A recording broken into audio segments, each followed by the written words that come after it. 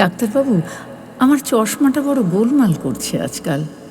আপনি বলেছিলেন বাইফোকালের উপরটা দূরের আর নিচেরটা কাছের দৃশ্যের জন্যে।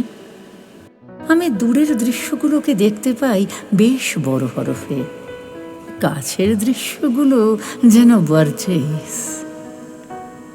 সেদিন উপরে ওঠার জন্য পা দিয়েছি এমন এক সিঁড়িতে যা নেমে গেছে আস্তা করে। আপনি তো জানেন বাতাসের কি অবস্থা আজকাল।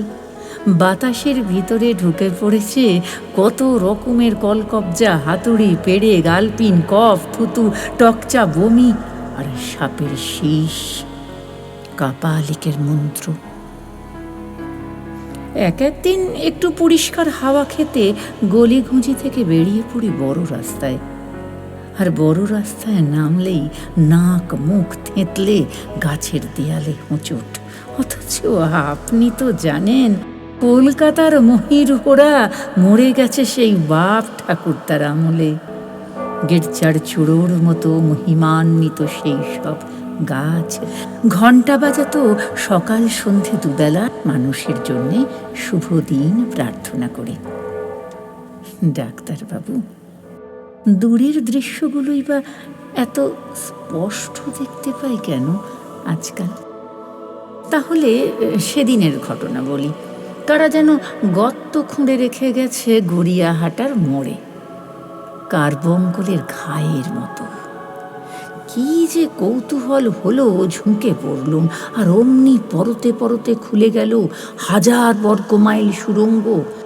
ভিতরে বিস্তর সব মেশিনপত্তর, যন্ত্রপাতি, স্টেনো, টাইপিস্ট, কম্পিউটার, ছুরি কাটারি আর সেই পুরনো কালের গিলোটিন। বাঘের চোখের মতো লাল আলো, সাদা আলো জ্বলছে, নিভছে, নিভছে, জ্বলছে। একটা চৌকো মেশিন, অনেকটা গন্ডারের মতো। প্রশ্ন করলো আর একটা গন্ডারকে, পৃথিবীর শেষ ভূমিকম্পটা হবে কোনখানে, এশিয়া না আফ্রিকায়? অমনি থক থক থক থক আগুনের ফুলকি, সাংঘাতিক সব যোগ বিয়োগ। চূড়ান্ত অপমৃত্যুর পর মানুষ পড়বে কি রঙের জামা, লাল না নীল? গলায় কি রকম বাকলাস পরালে মানুষের মনে হবে বেশ স্বাস্থ্যকর? এই সব নিয়ে প্রচণ্ড গবেষণা চলছে সেখানে। আজকাল সাদা সাপটা খবরের দিকে তাকালেও শুনতে পাই ভিটে মাটি থেকে উচ্ছেদের ঢোল শহরত।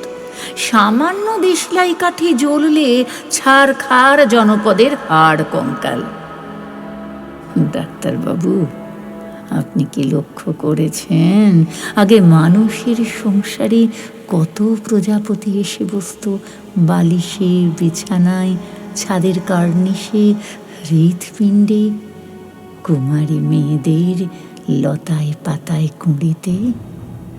লক্ষ্মী পেঁচার মতো অদৃশ্য হয়ে গেছে সেই সব মৌটুসি, যারা রাজকুমারীর খবর পৌঁছে দিত রাজকুমারীকে।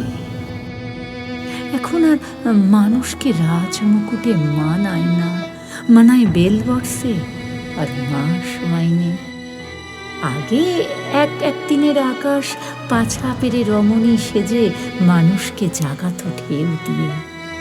এখন যেদিকে মানুষের মুখ তার উল্টো দিকে উড়ে যাচ্ছে সমস্ত পাখি, জল এবং নৌকো। আগে মানুষের একান্ত গোপনীয় অনেক কথাবার্তা ছিল নক্ষত্রদের সঙ্গে।